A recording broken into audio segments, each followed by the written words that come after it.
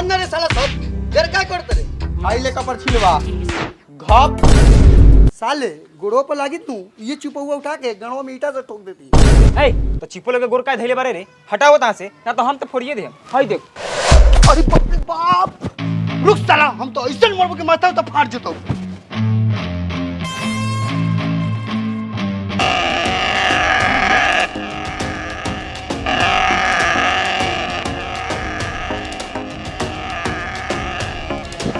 ओ भाई रुको कितना रुपए वाला बर्फ रख ले बारा 8 ना 1 रुपया 2 रुपया भाई बाकी बेचल हां रात भर बर्फ फैक्ट्री में गाड़ लिवाइले आ दिन में बाकी बेचम हो काहे से बोलत रहो देखियो बर्फ पैसा न हो ए हट आवला की तो बर्फ गल जाए देखबे कथि पैसा ले खरीद लिए काहे नहीं बोलता रहो देखला से कोनो बर्फ गलले पापा पापा आइसक्रीम खाएंगे। ओ तनी हमरा बाबू के वो बढ़िया बर्फ खियावा था मलाई मार के हेलो मालिक रे तोरा महतारी के रे देखत नु बरा सरवा के लइका के चलो तनी ओकरा द्वार पर ओकरा बाप से बर्फ फगवावा तनी हरे वो लिउ मालिक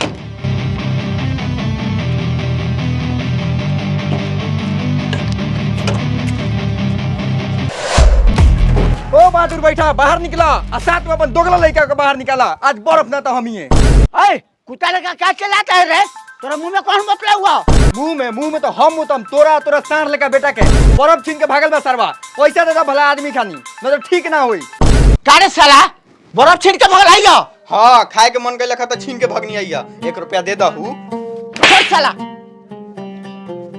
ए धर पर बर्फ आ जो यहां से हमरा के मादर चोद समझाता रहा झूठा बर्फ ले हम पैसा लगा चुपचाप लेग बता लो तो ये झाट उखाड़ के 1 रुपया ना मिली लो साला लीचा भाग साला यहां से निकाल तोरी बहन करा के लोहा टीना प्लास्टिक टूटल फूटल बाल्टी शीशा शीशी केस न तो संपापरी वाला हो जाई रेस जल्दी जल्दी बउआ लोग निकला अपना अपना दुआरी न तो संपापरी वाला बढ़ जाइए गाड़ी तो बाद में खाई अपना बाप के गाड़ी ओ भाई ललटेन के शीशा ले वाला लेवेला तो सब चीज ले होता नहीं कदी के ले बड़े हट हट ओ भाई हाय कैसे आवा तनकलाओ तो भाई बिना पूछ ले का तू ले रे साला पैसा हो पहले साला मोहल्ले का रे हराम में मांगे हुआ का अरे बाप साला ताकत अजमावता रुक साला फड़ जाई बे ओ भाई ओ इने में चल में झगड़ा करे आइल बा हैं झगड़ा करे आल बनी करबे सरवा हां तो उतर कर ले बच के ना जेबे गौवा से हमरा हां तो कहिए ले हम साला हिम्मत कर ले के बानी ओ भाइयों चलो हमर द्वार पर बहुत ले कचरा बा घर में साला हम कचरा उठाने वाले लगता है रे मतारी की बेटा ओ मर्दी इतना टेढ़ी हाथ काहे बारो कचरा के मतलब लोहा लक्कड़ डिब्बा डुबी बा चल कितना आऊ बहुत बा हां चल ओ भाई हो केस ले वाला हां ली ले तो रोका लेके आओ तानी आओ लेके आ गारू कौन भागा देता नहीं ओ सन सबरी वाला कथि ले बता सब चीज हम कुछ लेके आओ तनी भागिया मत आओ निकाल लो हटिना प्लास्टिक टूटल फूटल बाल्टी शीशा शीशी केस चली चली चाची बहनी माई जल्दी केस लेके आइए लोहो लक्कर ओ टेंशन पापी दा लइका के हमरा कितना के अगर लइका के दे दा लइका हरा था कथि कितना पूछले बड़ा लड़का साले हर के मर रही तो फ्री में ठेके दे हला ये ना बताओ तो लड़का हमार ताकते रह गेल अरे आगल बार सागल बिया से गांव में टॉप दीबो गोल काट ले अब क्या भाई गुस्से में लग रहे हो सब ठीक है ना नहीं पैसे की तंगी चल रही है जिसके वजह से घर में झगड़े हो रहे हैं। काश कोई ऐसा तरीका होता कि बिजनेस करते करते मैं साइड से कुछ कमा पाता।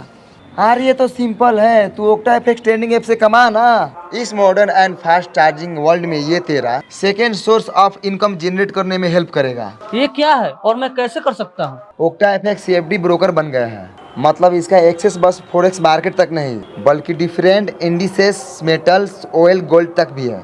ओक्टा एफएक्स को रिसेंटली द बेस्ट फॉरेक्स ब्रोकर इंडिया 2022 का अवार्ड भी मिला है। पर मेरे को ट्रेडिंग के बारे में कुछ नहीं पता, मैं कैसे सीख पाऊंगा? ट्रेडिंग स्टार्ट करने से पहले ओक्टा एफएक्स प्रोवाइड करता है सारा important educational course, webinars 24/7 support, Telegram channel और एक डेमो अकाउंट। तुम्हें जैसे सीखना है सीख सकते हो, स्टार्ट कर सकते हो सिर्फ 3000 रुपए से और फिर अपने प्रॉफिट को डायरेक्टली विड्रॉ कर सकते हैं अपने bank card, bank account, crypto wallet ETC में। तो मैं स्टार्ट कैसे करूँ?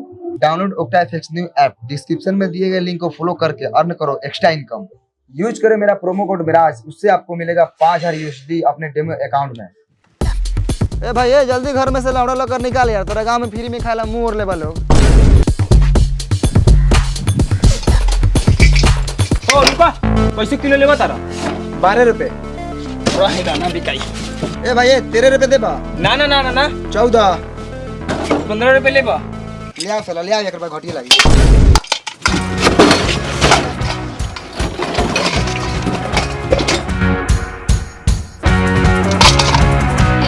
अरे देखा भाई, भाई कांटा सोच रखा, दोगलाई ना। ए भाई ईमानदारी के रोटी खाई ले, विश्वकर्मा छूले बानी। समाचार। ओ भाई हगले ना बारा का? भाई जो खता किलो बा। मतारी के बतार लगे फेकला साले। तू ही नु कहला कि सब कुछ ली ले। साला सब कुछ में भाई बोरा बोरी ले। भाई एकर कै रुपया देबो? साला गुहाने महकता लेटर में से ले बड़ा। 2 रुपया। एकर 1 रुपया, 3 रुपया। भैया 2 रुपया के संपापड़ी दे द आ 1 रुपया के फोफी।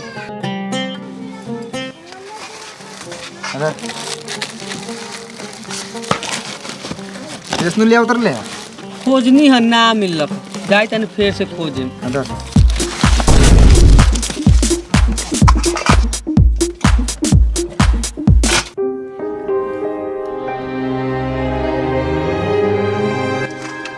देख भाई, 4.25, 4.25, 8.5। 8.5।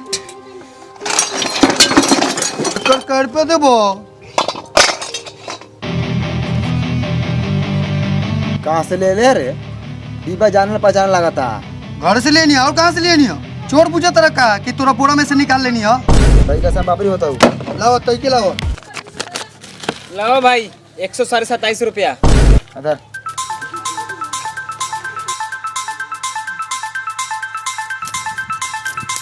अदर ओ भाइयो, भाई फाटल हवा। तोरा के बैग में से करेंसी निकाल के दिखा। फाटल हवा।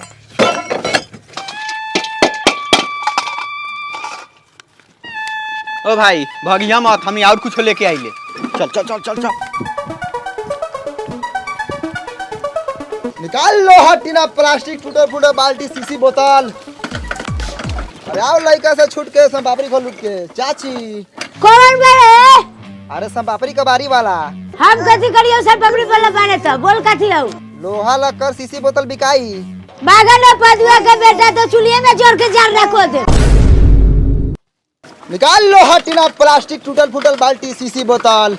ओ संपापड़ी वाला रुका। हई लमका कैसे बा? 1 रुपया। आई 10 का? वो 1 रुपया। हई साला सब 1 रुपया। काहे मरले रे साला? तो तू करबे कथी? लार भके त गेवई बारे। ए साला रे, आ रुक रे साला के बेटा रे।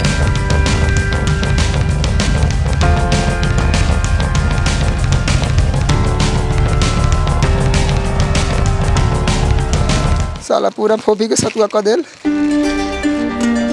लेकिन ये के भागे ये केरे के बेचा मारिया के भाव में। आई बाप, आई बाप।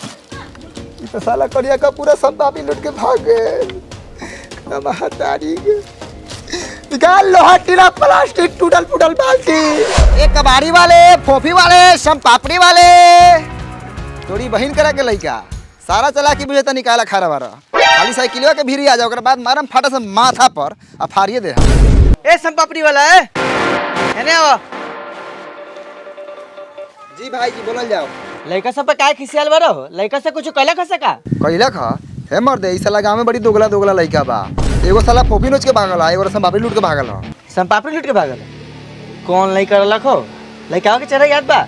चेहरा भगवान त सर्वा कैसन देले बारन कि आग के साथ साथ दिलों में बस जाई। आ कलर तबा साला पूरा करिया भुचेंग लंगटे उघारे। आ लोल तो साला गिदर के लोल लेकिन पूरा उल्टल। आ थुथुन पूरा सुअर लेकिन निकलल बा साला के। हाँ ऐसा लड़का बा हमरा गांव में। अच्छा कथी कथी लेवो तर? सब चीज। अच्छा लेके आओ तनी। ओ सब कुछ करने तो सारी ब्लाउज मत ले आई। माधर चोद वाला सोच रखा था गांव के लोग। समझदार बानी मर्दे, माधर चोद नहीं खी। हई देखा भाई, हम की सबसे महंगा सामान लेके आयल बनी। हई देखा केस। कितना रुपए लेगे बताओ? तू हुंडे हुंडी बोला ना, कै रुपया देबा? 11 रुपया, ना 12 रुपया, अहाँ, 12.5 ना हो ना बेचम। सोच 10 रुपया देबो बोलो। जोरे तोड़ी बहन के साफे लड़ चटाहे बासरवा। चल देने 10 रुपया। 12-13 लड़का बारे सरे है तो हाँ भाई केस ला सम पापड़ी दो बेसी केस बा बेसी सम पापड़ी दियो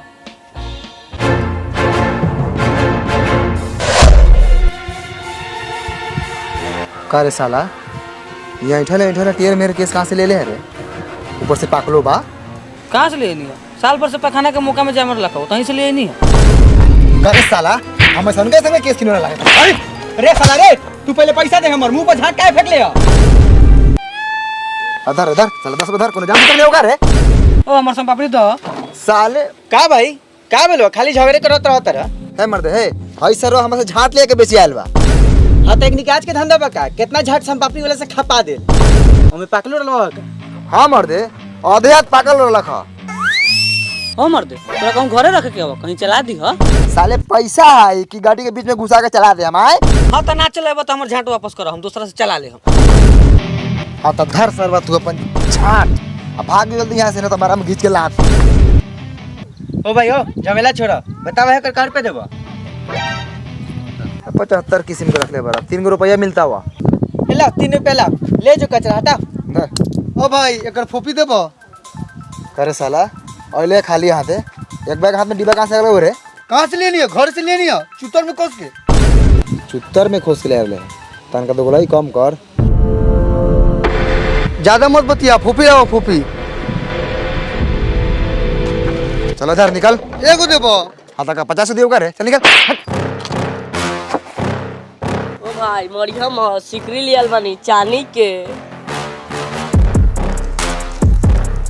लाओ साला साले फोपी छीन के भाग रहा बहुत खीस बरल रख इधर खो आ मजा मार जो। ऐ साला बताओ पाइप केकरा से बेच लिया? हमरा खेत में पानी पटावे कर रखो वो खेत वाला हमरा मुंह में गरम पानी पटावे तैयारी बा। ओकरे से बेचनी है। का रे साला तू कबार की तारे के लोग के संपत्ति की तारे? कबारो के नेता नहीं संपत्तियों के नेता नहीं रघु अपन गानो बेचम नु तो गानो किलेम फोपी सम पापड़ी देख किनबे सरवा तू किन लेम हो तो औकात बाव का। कितना पैसा देबे बउओ? बुढ़ारी में 200 कोनो काम होता ना होई। भाग मर दे बुढ़ाल टंकी ना खोरबावा बेटवा से पूछे तैयार हवा एक छेनी 20 रुपया। पापा अपना लेकिन हमरा बारे में सोचबो मत करियो। यहाँ पाइप लेवे अइला कि पाइप देवे अइला हो हमर 10 रुपया लबा पाइप ले जा गोबर गिजल छोड़ देल बानी। सरवा रख ले हमर पाइप ऐसा ही पाइप हमर लिखबा है दोगो फोफी लाओ। अरे चल बेटा चल। सरवा सब के सब घाटे लगावत से।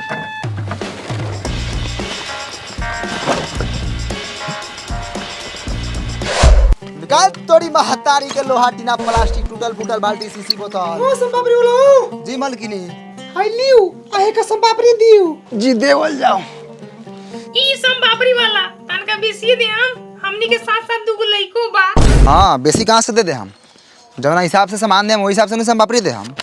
ए बड़ी निर्दया बानी जी हमर लइका के अपने लइका समझू। अपन लेके कैसे समझ ली रतिया के मेहनत करे हम यहाँ रही का। हाइलू ए लाओ ए सुनी ना केस झाड़ के रखले बानी ले हम। हे महाराज कैसन केस? ए बढ़िया केस कहीं से माथा झाड़ी ले तो निकलेला। अच्छा अच्छा अच्छा जी मलकिनी हम थोड़ा कंफ्यूज रहा तनी लोग जहाँ तहाँ के केस झाड़ के ले आओ तो बेचे। ए भोसड़ी यार हम खिड़की में कथी करता है रे? कथी करता है संपापड़ी वाला से संपापड़ी किने तनी और कथी करे तनी? ए साला संपापड़ी वाला खिड़की में तू छिनराई करत रे।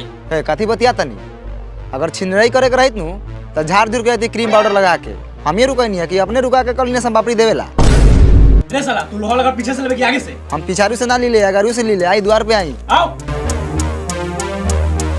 केना गेला हो निकला दरबार से काती झोकराई ने बतिया तरला हो। झोकराई ने तू कथी खिड़की में किनत बेचत रहा हो? है तोरे दुनु भौजाई ने रुका लोग संपापड़ी किनेला। तू तमी से बोला वो में एगो बहिनो बा हमर। अच्छा कोनो बात नहीं है काती बेचे के हवा लोहा कौना भाव में लेवत रहा? चल सरवा सिकरी बेचबे तो हम किनहो लका मुंह में ला धासी। कर सरवा एकरा से सिकरी बेच ले हो।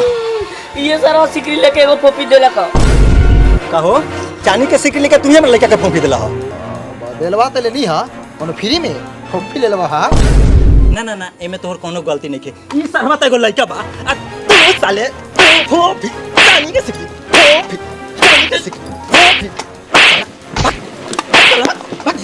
ओ गए नानी बतानी का ताल है साले साला बेच लो दाम ले ली हा फिर साले बोलते बड़ा सिकरी वापस करो तो जान से मार दे हम हमारा ना से के जाना है ये अपन सिकरी धर हमू मरावा आ कह हमर फोफी वापस करेला फोफी काहे रे साला लेके दही पापा हो फोफिया का के तो होग देनी साले झूठ बोलबा इतना जल्दी एक पैकेट फोफी खा जेबा हां तो एक पैकेट फोफिया दे ना बता दिले कैसे खत्म कर ले हां आवा ना खत्म कर दा बतारी के भतार के हवा अब ज्यादा बोला तारा जितना देर सिकरी रखले रहा ओकरा बदले में कटा गेलवा चल साला फोफी खाई है सन पॉपी खाई चल साला सिकरी बदल के फोफी खाई है साला केकर मुंह देख ले बानी आज के दिने खराब बा बोला भाई काती बेचबा कुछ ना बेचम आगे बढ़ साला चोर चुहार।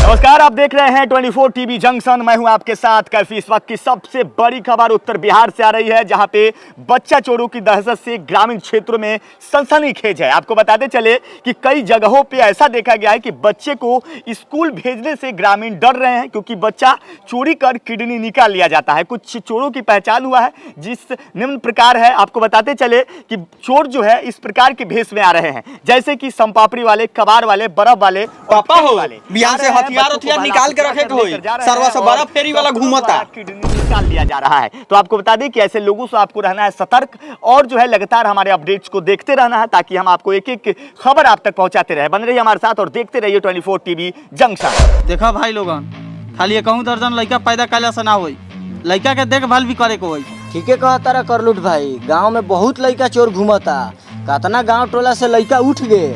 निकाल लो हटीना प्लास्टिक, टूटल फूटल बाल्टी, सीसी बोतल, केस। बोलो जा चाचा भैया लोहा लकर बिकाई बोलत कहे ना बरा लियावा बढ़िया भाव मिली। कुछो ना बिकाई, आगे बढ़ा आगे। इस वही में के हौरे है।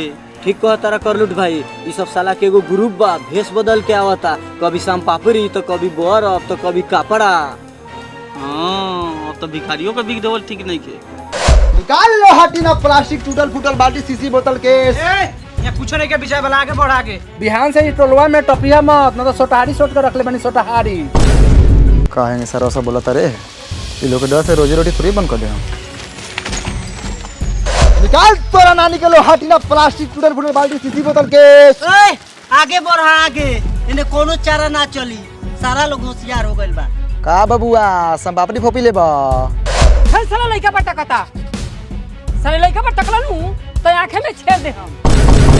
ओए साला छेड़े के नहीं खे, लइका पर ताके वाला के आंख में भला मार देवे के बाद। भाग रे सरवा, काला तक बोले का परे कि आंख में छेड़बे या भाला मरबे। निकालना उड़ा लग कर लोहा प्लास्टिक टीना। भौओ कौन सरवा फेरी वाला के ना छोड़े के बा। हां पापा चाचा साले के मर्द मर्द अदमुआ कर दो जाए। चाचा हो उस साला वो कपड़ा वाला आवता।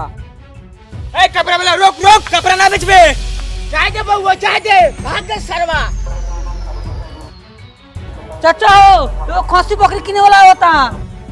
रे खसी बकरी वाला रे, एगो बकरी बेचे के बा, रुक ना। ए साला कोनो रुकते नहीं खे। निकाल तोरी मौसी के लोहा टीना प्लास्टिक, टूटल फूटल बाल्टी, सीसी बोतल, केस। अरे ई तो उगेसन पापड़ी वाला बा, साला हमरा से बोरा ना ले ले रखो। हां इस सरवा हमरो से खाट ना ले ले रखो। अच्छा जगह का बड़ सा तोन के मौसी का बात मानो। ओकर सरवा के ए संभव रुक। रे साला तू सही से बताओ, अभी तक ले तू कएगो लड़का के चोरैले बारे? तोर घर कहां रे सरवा? घर मोतीपुर जिला मुजफ्फरपुर। साले मोतीपुर से लड़का चोरावे सहाय बन जाले बारे रे। अभी तक ले क्या बोले कि किरी करने बारे रे। साला किने निकाल के कहां बेचलिस रे? बता कौन डॉक्टर से बेचलस तो साले तोर के नहीं निकाल ले। ई साला ऐसे ना बताई, गार मार साला के, हम अभी पुलिस बुलावता नहीं। हाले हाले पाट खोल करे। ए जा जा जा, गान ना जान मारे के बा हम पुलिस बुलावता नहीं। मार साला, मार साला के पैर से मार दिए मर जाएंगे।